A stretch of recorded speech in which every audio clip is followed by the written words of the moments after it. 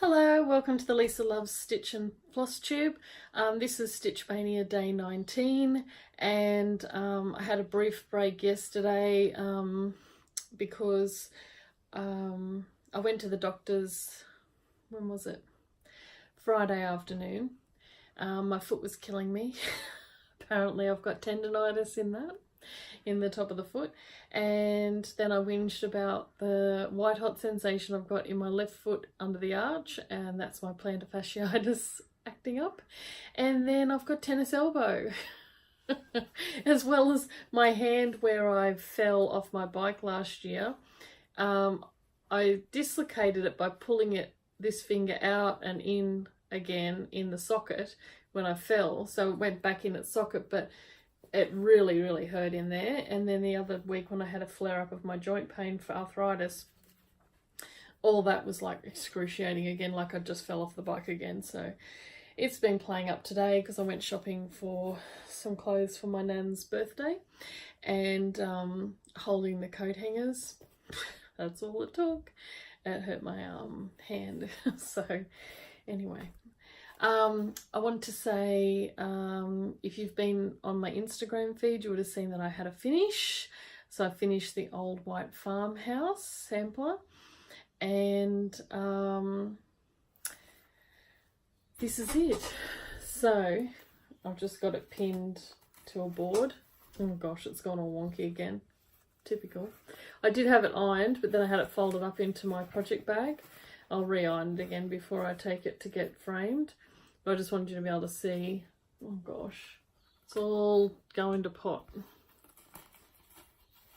Holy cow. This looks really dodgy. That's a bit better. So yeah, so I finished it. There are mistakes in there, but does anyone notice? Probably not. So yeah, I'm really happy with it. It was such a quick stitch. It only took me just less than a month. I started on Good Friday, which was the 18th of April, and I finished on, was it the 16th of May? So that's the top part. I love doing the little motifs, the little birdie and everything. And the dog was my favourite. And the farmhouse. I love this basket. I love this vine. I just love it all. I love the colours. So this is the old white farmhouse sampler by Stacey Nash Primitives, and it uses classic Colourworks thread.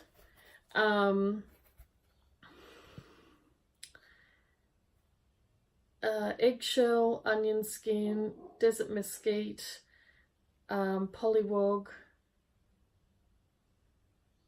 and dulce de leche. So now that I've finished it, I shall have a little pasta stash giveaway because I reached 100 subscribers. Yay! That could drop down, who knows? Anyway, near enough is good enough. So this is the pattern. It is the chart only. I might throw something else in when I announce a winner. I might send it to you with something else with it. You'll just have to wait and see. But this is what I'm giving away. Please make sure you're 18 or older. Don't mention giveaway or freebie or anything like that in the comments, because otherwise someone who doesn't have any interest in stitching, just someone trawling for freebies, is going to get it, and I'd rather it go to someone that's going to actually stitch it. So that's it there. Maybe put what's your favourite project so far to stitch, and if you haven't stitched, say what you would like to stitch in the comments below, and then I'll draw a winner at the next floss tube. There you go. So that's up for grabs. And what else? I wasn't, oh goodness me, I'm dropping everything. Hopeless. I wasn't going to stitch anything. So yesterday I got on the sewing machine because I wasn't stitching. I've got to do something crafty.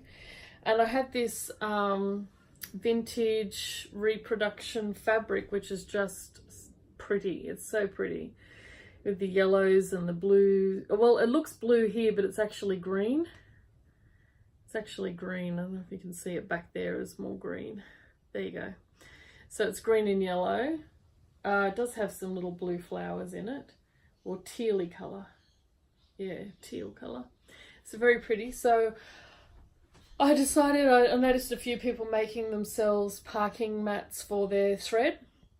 So basically, you know, when you've got your little bits ready to go on the side, waiting in the wings, you don't want to have it all over the lounge or on your clothes or falling on the floor or somewhere, you know, making a mess everywhere. So I made this mat up. And I just used, I didn't have any felt, so I just, because felt sort of grabs the fabric, grabs the thread. So I had this bamboo batting, so I just used that. And then I hand stitched with just sewing thread, a little flower around a magnet. So I did 2 pieces, I cut 2 pieces of the bamboo padding and sandwiched the little magnet in there and used pins to hold it in place so it wouldn't drop down. And then I hand stitched around it to make it a flower to go with the flower theme. And then what I did was I had an A4 piece of paper. I'll just show you. A4 piece of paper. Now to make a square, I just put a, oh my goodness, you put a triangle, so one corner to this here, till this line matches up.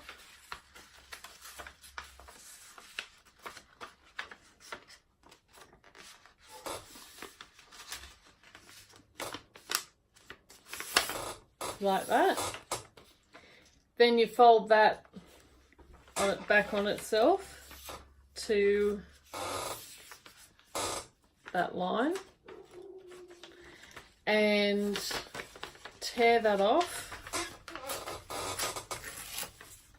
Chuck that. Then you have a square. So this is size square of the batting, and I cut the floral fabric 1.5 inches bigger all the way around. So I cut 1 piece of fabric, 2 pieces of batting, inserted a magnet between the 2 pieces of batting. I stitched the flower around that. I sewed this little butterfly bead that I had in my stash. Excuse my chip nail polish. Let's see if I can get that to focus. So I had this little bead, butterfly bead, so I just grabbed that out of my stash and stitched that on. And then sorry for the squeaky chair, totally annoying, I'm sure.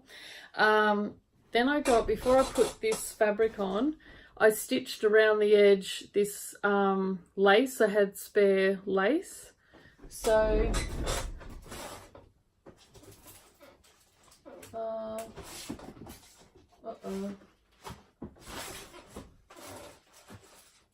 there it is. Holy cow. I had this in my stash. It's actually stretchy lace, not ideal, but anyway. I just had this lace banding, and all I did was I pinned it around the outside, and then when I got to the corners I tried my best to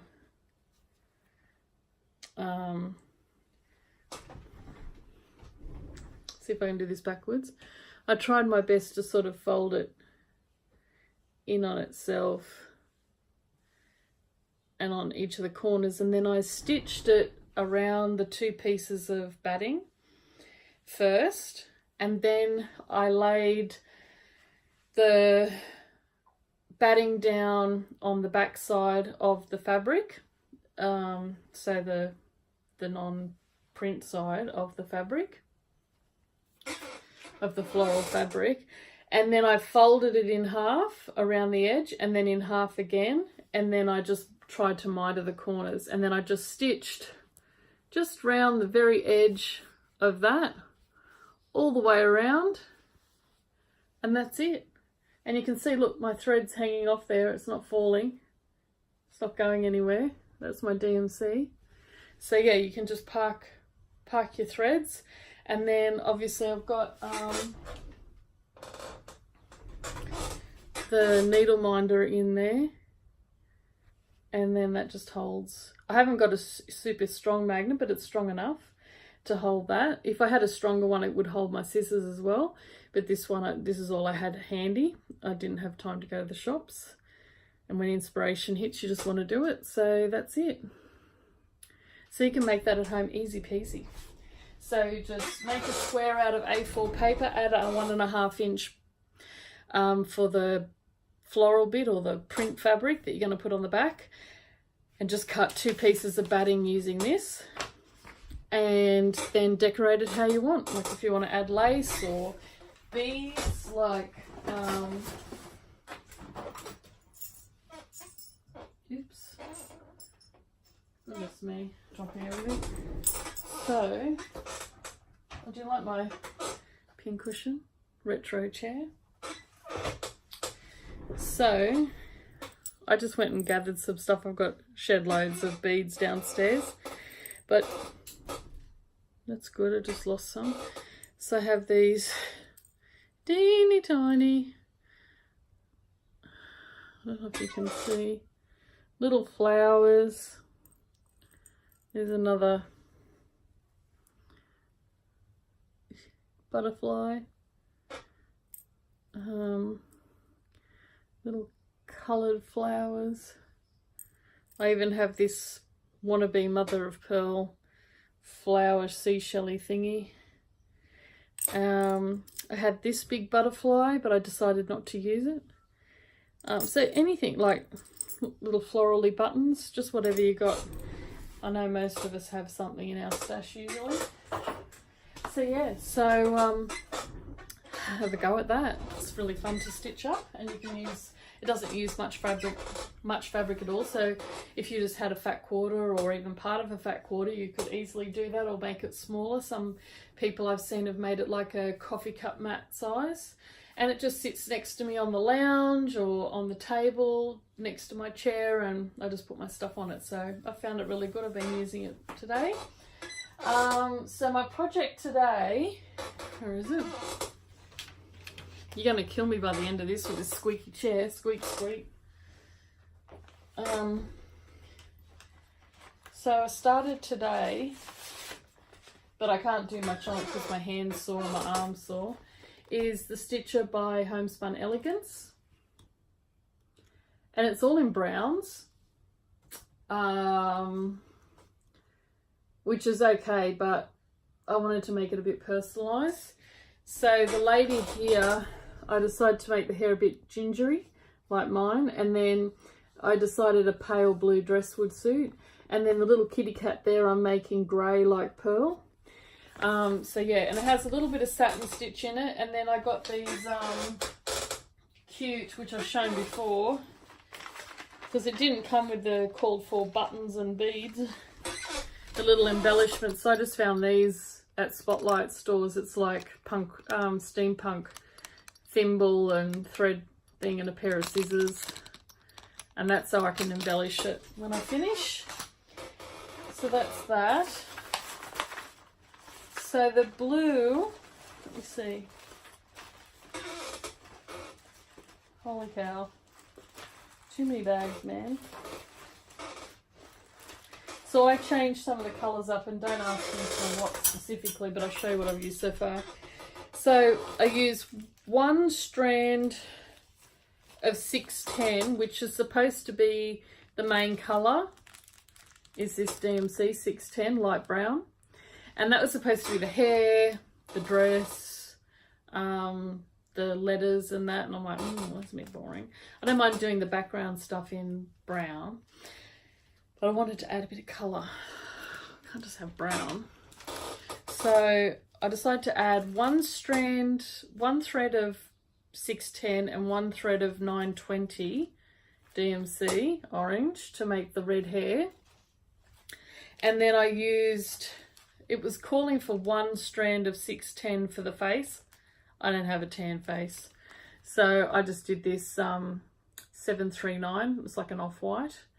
And that off-white was supposed to be used on the ruffle on her dress. So I used 612.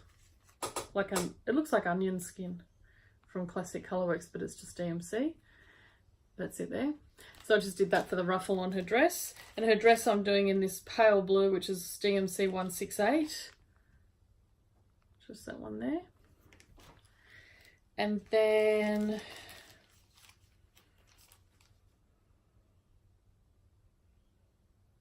I must have got extra for the hair. I got 2 different reds for the hair because I wasn't sure which colour I'd use anyway, so that's spare. And then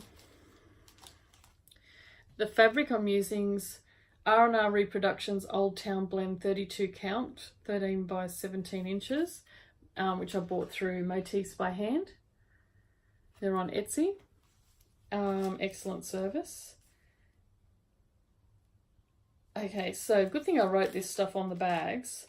So for the cat, I'm blending whatever colour they called for, plus this pale grey, blue grey, which is DMC 02 to make pearl. And then it uses 613 as well for something, which I'm not sure. I don't even know if I just bought that. I don't know. And also, I've seen the Joan and Kelly show, received from a friend a 3-inch ruler. So I just used a piece of cardstock. I picked up some cardstock at the cheap shop, like dollar shop, that was for scrapbooking. And I just cut a 3-inch square. And that way, on your fabric, I'm going to pull that off. If you're trying to work out where the 3-inch mark is to start your project virtually, is you pop that up in the corner, like so, and then you know that's where you start your stitching, so that you leave enough border for when you want to get it framed. Different if you don't want to get it framed, if you're just going to finish it like a pillow or whatever. But if you're going to get it framed, you want that 3-inch border.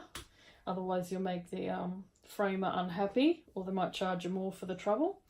So that's what I did. Now what did I do with the... Oh my lord. What on earth? Oh, there it is. Only fell on the floor. That's a good place for my stitching. So this is where I'm up to, is I've done... It had 95 here because obviously it's from the 90s, the chart. So I just looked at... It has all the numbers on the sampler bit. So I just looked for the 1, which sort of looks like an eye. So I did a 1 and a 9. And then I did her hair that's sort of orangey. I think it turned out okay. Her face is pasty like mine. Although maybe I should have added a bit of pink in there. I look like I'm sunburned. And then the ruffle, I use that onion skin type colour. And then the pale blue, which I think is going to be a really pretty dress. So I'm totes loving that so far. So that's what I've done so far today, which I think is reasonable considering my arm's sore. I think this will actually, once you get the dress done, excuse me for adjusting my clothes, once you get the dress done, the rest will go quick because it's just letters and numbers. And then you just attach the embellishments and that's about it. So I think that'll actually go quite quickly, that thing. So that's the piece. It'll be well within the bounds of that. It won't use up all the fabric, I don't think. So plenty of room there. And yeah, so that's my project for day 19. I don't, so I've been doing one project a week, so I'll work on this throughout this week. And then I bought some plain white Zweigart linen. Do you think I can find it? I have looked high and low and I cannot find it anywhere. God only knows where I put it. So I don't really want to buy more. So I think I'll eventually find it. If I don't, I will have to buy some. But until then, because I wanted to start my spring house trio, but I can't. So until then, I might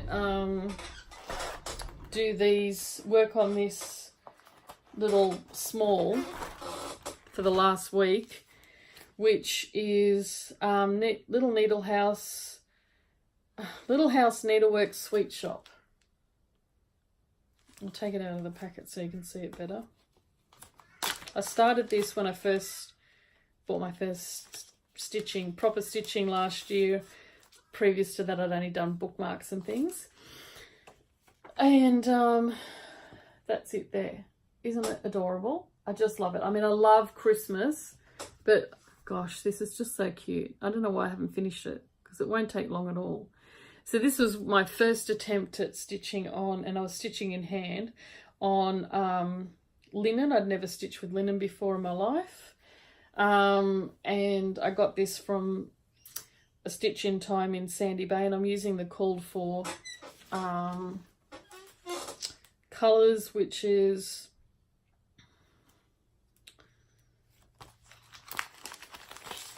Classic Colourworks, Caterpillar, Hazelnut, Steamed Broccoli,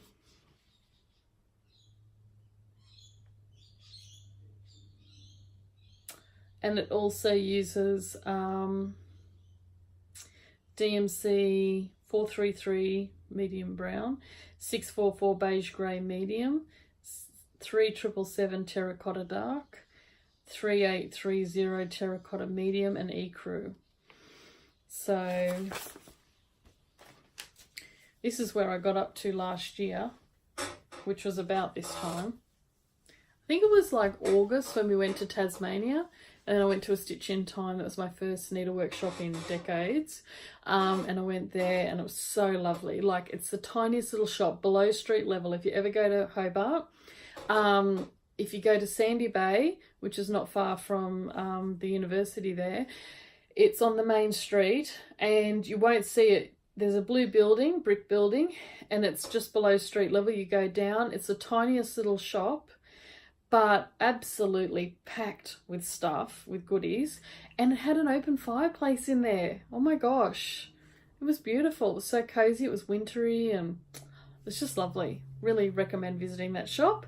And she had some lovely models stitched, but I got this R&R Reproductions something, and this is what I've done so far. This stupid light. So that's all I've done so far. So it's not much to do really. It wouldn't take very long, so I might get that actually finished in the final week, depending how my arm, if it plays nice. So that's all today, I think, that I had to show you. Oh, while I'm here, I'll give you a proper show. I can't remember if I showed you this, but I remember I made this roll for my sampler with my Anne of Green Gables fabric, as you do. Now, is this up the right way? No, so this is my completed sampler that I finished for my nan's birthday next month. We go down in less than 19 days on Sunday. 19 days from today, we go to Newcastle for my nan's birthday. So I made this sampler for my grandmother, who's turning 100 on the 11th of June. Her name is Coral Smith, maiden name. Finlay is the married name. And oops, I should get this to stabilise it. That's a bit better. Oh gosh, I'm hopeless. Seriously, I couldn't be one of those TV salespeople, clearly. So I did, all of this is gumnut yarn, gumnut threads, silk thread. Don't ask me the colours. And the rest is mostly DMC. I put these little flowers in the corner. I thought they were cute. I made up my own embroidery for wattle, because that's Nan's favourite flower. I did Nan and Granddad's names, and then Nan's children, grandchildren and great-grandchildren there in different colour threads for each generation. I did some little horseshoes because she used to look after horses on the property as a kid with Granddad, great-granddad. And then she loves Scrabble, so I did some Scrabble tiles, and it sort of says time if you're into Scrabble. I did some little stars, and this one's got glittery thread, gold thread in it from DMC.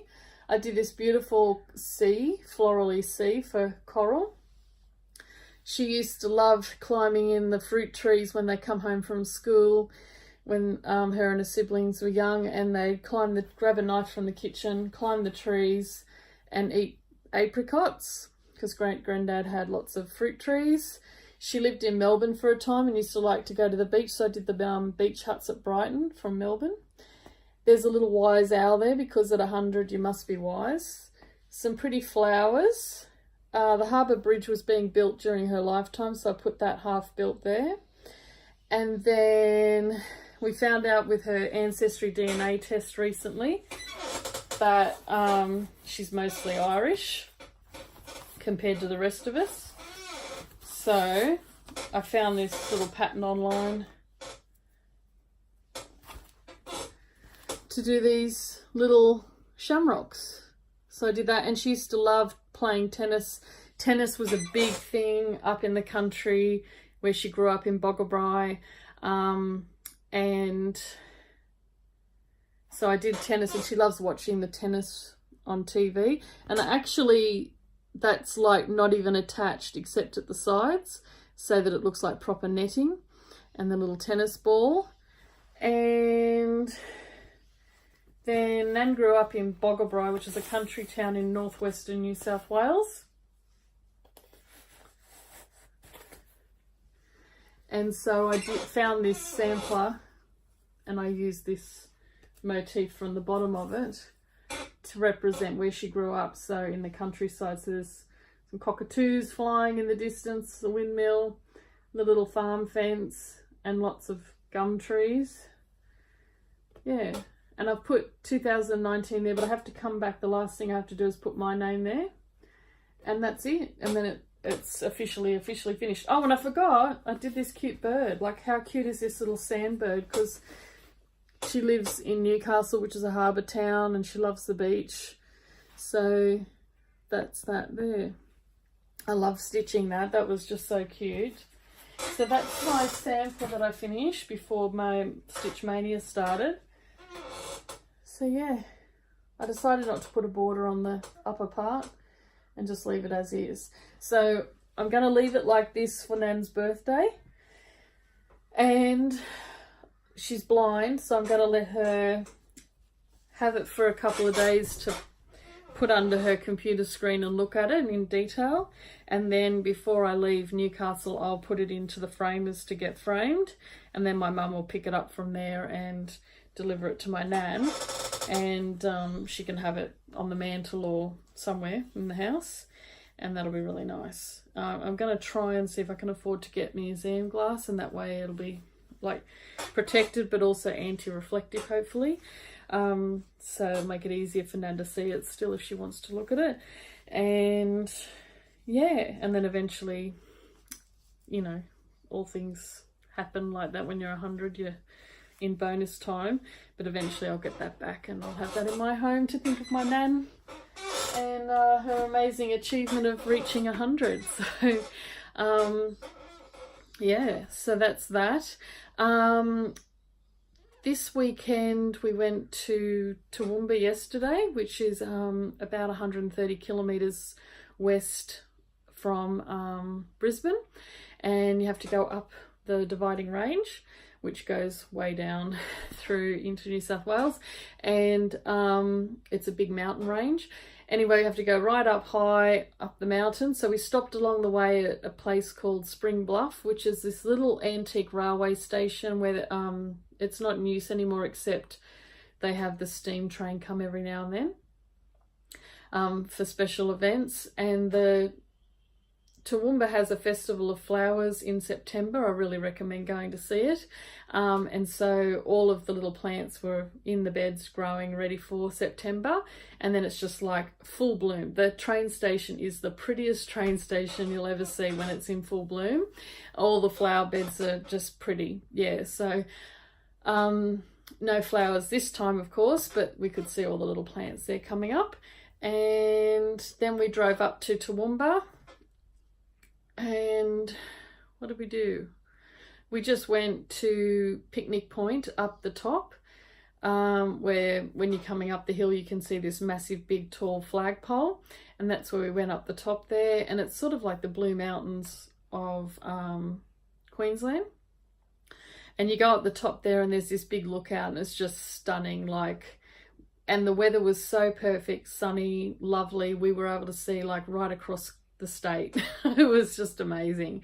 And yeah, so we had a look there, and there's like a little waterfall and a nice park. So we had a picnic, and some kookaburras came down and had some picnic with us. And then we had a little walk around the park, and then we headed off. Yeah, we headed off, and then we went down into the town and had an ice cream, and then drove home. So it was a really nice day out, well worth the drive if you're in Queensland and you can spare an hour and a half to drive to Toowoomba. It's absolutely a beautiful town. It's always a bit cooler there than anywhere else, so bring a cardigan or a jacket because you will find it a bit cooler up there. But yesterday it was just such a lovely sunny day that the breeze was cool and a bit fresh, but we still were able to handle, you know, short sleeve t-shirt. So, but most times you need a bit of a jacket or something because it gets quite chilly, especially up the top of the mountain. So anyway, I have some footage and photos from there.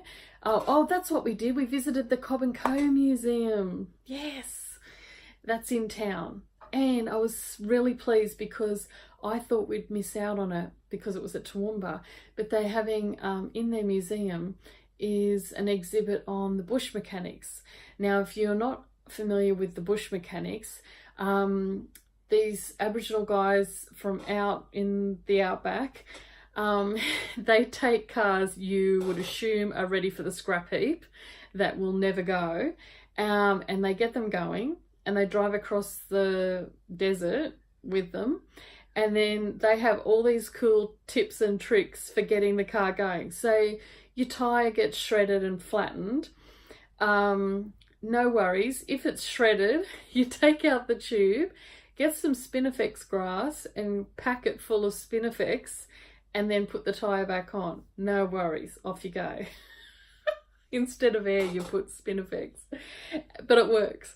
And then there's another trick, which is, what do they do? They got, the tyre was flat, so you take the tube out, then you pump it up to see where the hole is. So you stick a stick in there, and then that's what they did. They got the shoelace off someone's shoe, and then if you pull it tight, you can wrap that around and tie it off on the tube. So if it's fabric, you pull up the holes there, you pull that up like that, tie it off really tight with the shoelace, fill it back up, and off you go.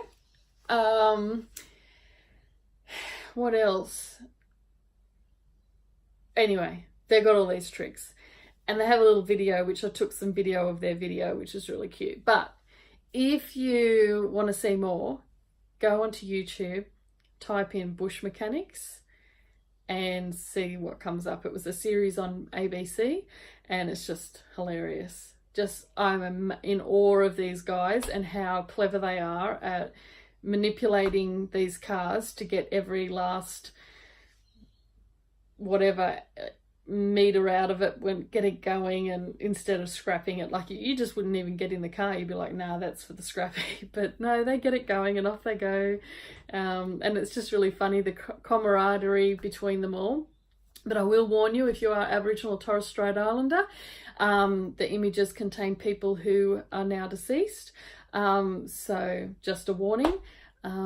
If you're not Aboriginal, that's okay, but Aboriginal people don't like to, or they like to have a warning and decide whether they want to see other Aboriginal Torres Strait Islander people who have passed away. It's just a cultural thing, and it's always nice to warn people. But otherwise, I mean, there's not real... It's live people there on the images, but they're now passed away, so don't panic. There's nothing scary about it.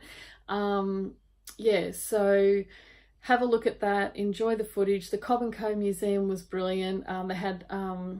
They have this thing on every year, which is lost trades, and you can book in and pay to do a workshop in lost trades, and that could be saddle making, wood turning, blacksmithing, etc. And so they had a group of people learning to blacksmith, and so I've got some footage of that.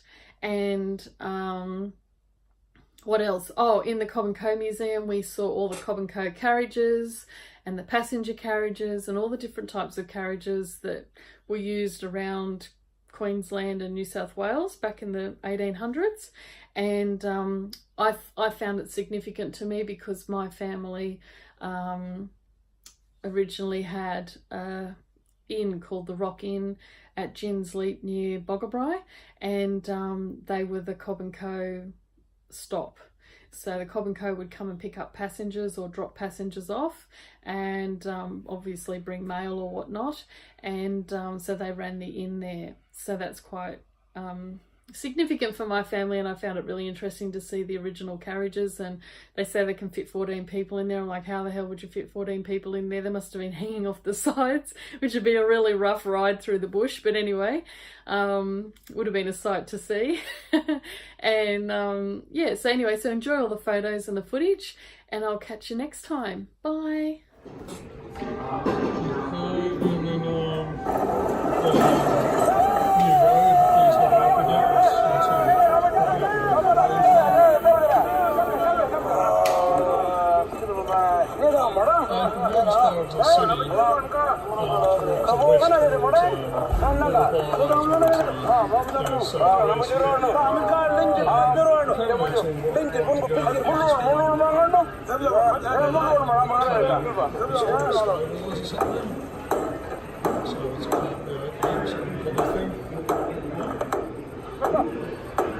Yes.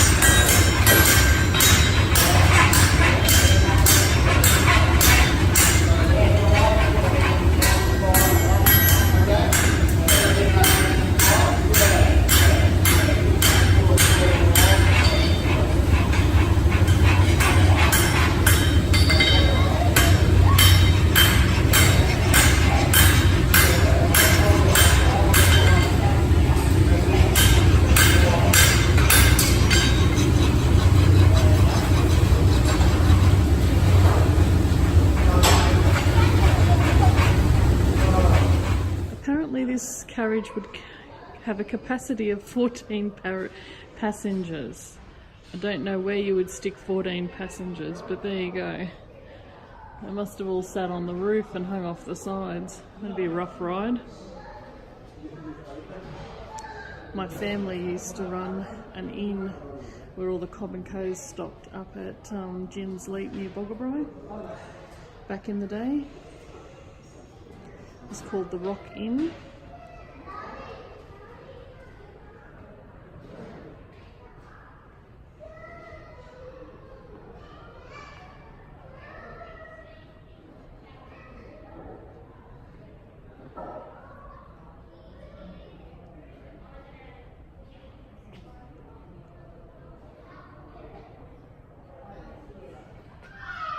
Here's some stuffed chickens.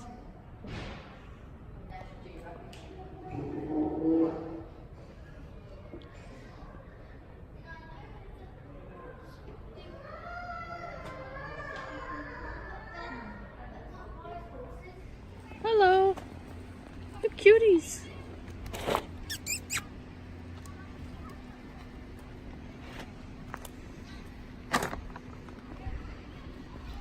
They don't even not bothered much by me walking past them either.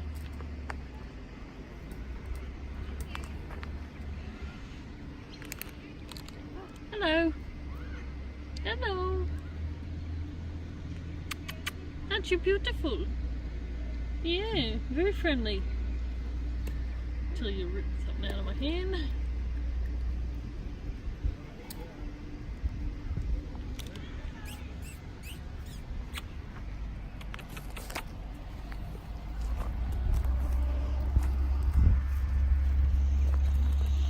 This is where they are near our picnic table, having a feed. Sharing is caring.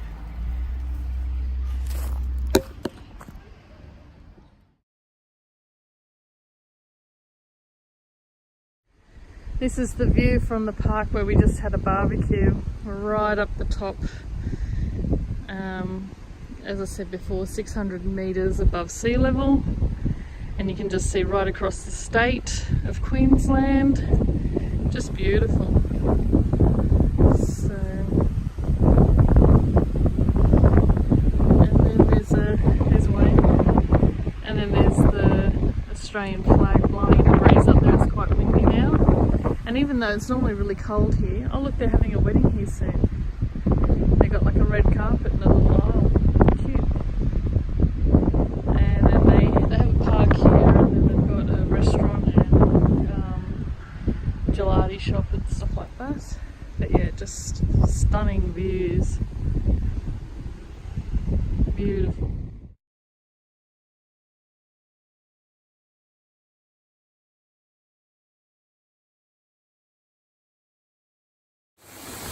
This is still in the same park at Toowoomba. They got like a little water feature, little waterfall going down to a picnic spot down there. Stepping stones, Moreton Bay Peaks you can climb.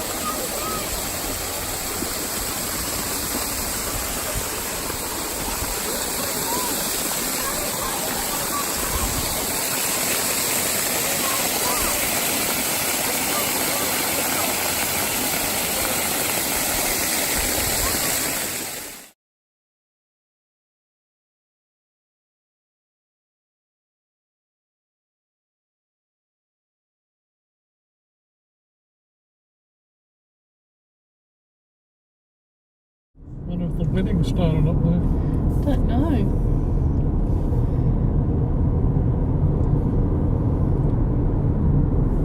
This is the view going down the mountain from Toowoomba, and you can see the flag we were up under when we had our picnic up the top there, and now we're all the way down here on the road heading down the mountain back to Brisbane.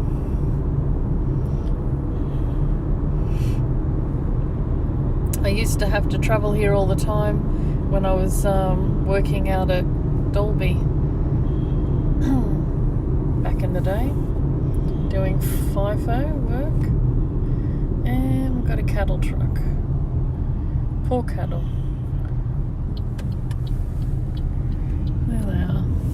way. Oh, good to Scott. I think mostly bums. That's where we're heading. Oh, we're behind the Mr. Whippy van. At least if we all have to have a traffic jam, we got Mr. Whippy we can have. Look at the giant thing on the top. Is that where he puts his ice cream?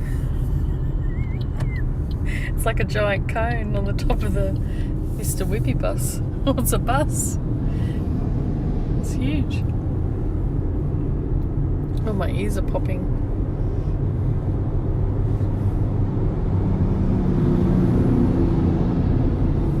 And then just looking out over there, to the left was where we were this morning at Spring Bluff, on the other side of that mountain there.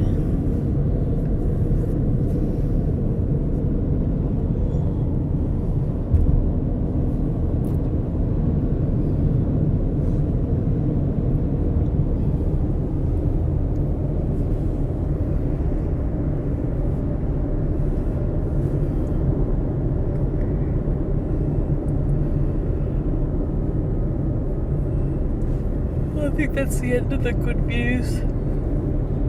So we'll sign off.